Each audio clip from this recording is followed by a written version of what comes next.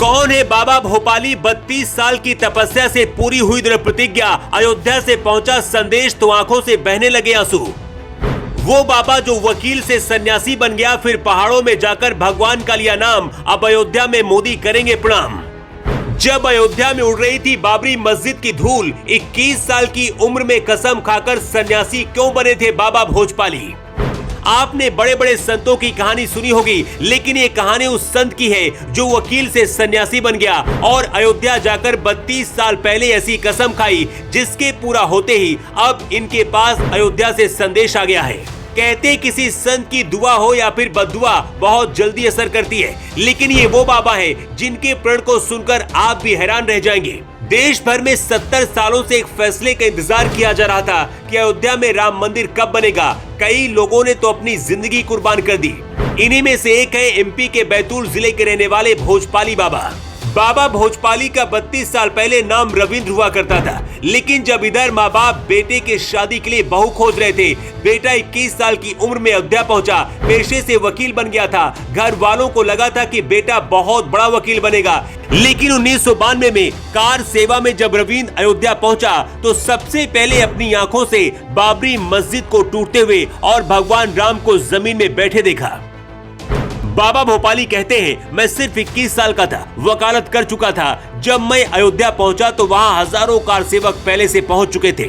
मुझे खबर मिली कि बाबरी मस्जिद गिराई जा रही है। मैंने अपने अधिकारियों से कहा कि हम यहाँ पर किस लिए आए हैं, चलो हमें भी कुछ करना चाहिए, लेकिन हमें रोक दिया गया। कुछ देर बाद हम अपने आप को नहीं रोक पाए और वहाँ पहुँच गए जहाँ बाबरी मस्जिद टूट रही थी और हर तरफ धूल उड़ रही थी।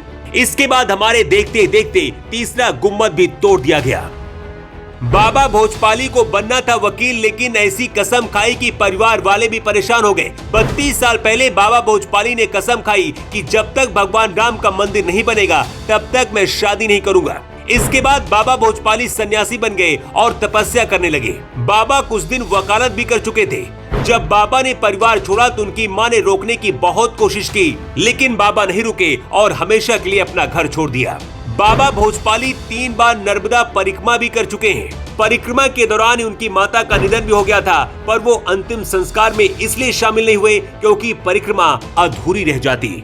इस वक्त भोजपाली बाबा बैतूल में रहकर सनातन धर्म का प्रचार कर रहे हैं, लेकिन अब उन्हें अयोध्या से रामलला की प्राण प्रतिष्ठा समारोह में आने का निमंत्रण दिया गया है। 22 जनवरी को जब पीएम मोदी अयोध्या में उद्घाटन करेंगे, उस वक्त भोजपाली बाबा जैसे सैकड़ों संत अपने मंत्रों का आह्वान करेंगे। जब भोजपाली बाबा को निमंत्रण मिला तो उनकी आंखों से आंसू निकलने लगे। बाबा का कहना है कि मुझे भरोसा नहीं था कि रामलला के प्राण प्रतिष्ठा समारोह का निमंत्रण आएगा, और जब आया तो मेरी खुशी का ठिकाना अब नहीं रहा है। ये वही बाबा भोजपाली हैं जिन्होंने 32 साल पहले संकल्प ले लिया था कि जब तक राम मंदिर नहीं बनेगा तब तक मैं अपनी शादी नहीं करूंगा।